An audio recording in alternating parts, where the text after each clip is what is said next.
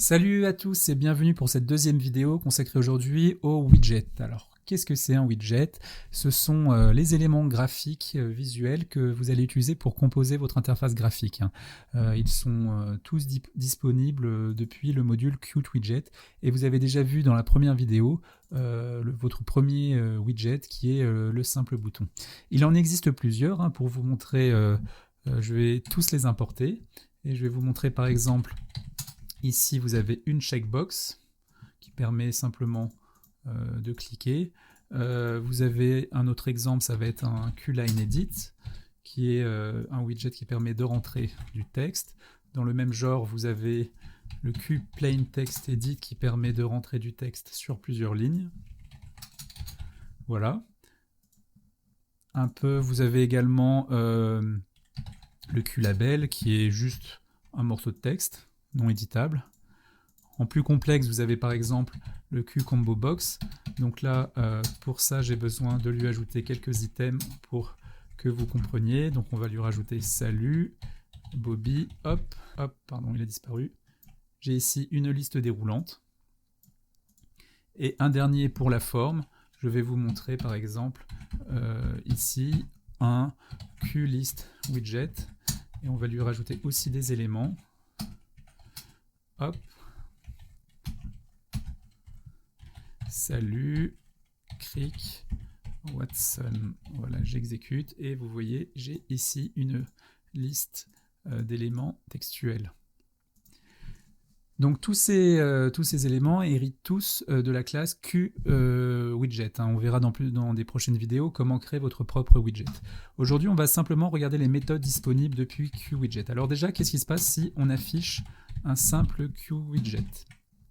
On a ceci, on a une fenêtre carrée. On va regarder maintenant les propriétés, les méthodes disponibles.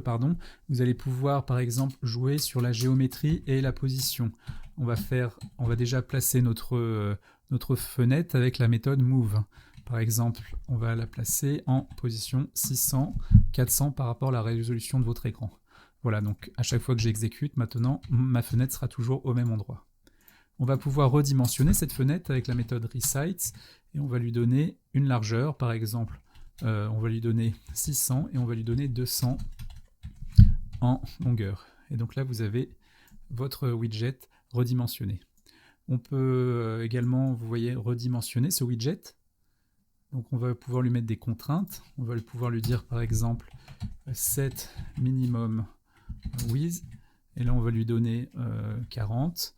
Et de la même façon, set maximum height, on va lui donner 300.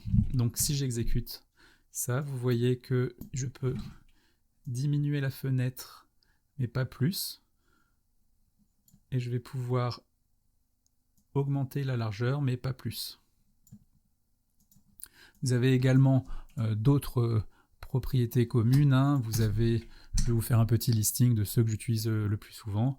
À la place de resize et de move, vous pouvez faire W7 géométrie.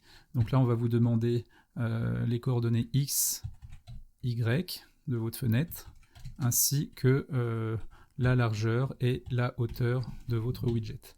Donc là, on aura un petit truc ici. On va également avoir la notion de visible et de non visible. Là, vous aviez show qui rendait l'interface visible, mais vous pouvez aussi la mettre en caché. Donc là, l'instance existe, mais elle est invisible. Voilà. D'autres plus sympas, par exemple, vous pouvez faire enable et disable. Donc là, ça va être plus parlant. Regardez, je vais mettre sur un bouton, par exemple. Donc je vais le disable. OK. Et donc là, on va rien voir sur l'écran. Mais si je mets par exemple ici un QPush push button, vous voyez que le bouton... Attendez, j'ai pas mis du texte. Vous voyez que le bouton est désactivé. Vous avez également, enfin, ce qu'on appelle les aides contextuelles. On peut mettre un tooltip. On va lui mettre aide sur le bouton. Donc là, si je mets ma souris dessus, je vais avoir un petit message d'aide sur le bouton. Et un dernier pour la route. Par exemple, vous allez pouvoir mettre le titre de la fenêtre.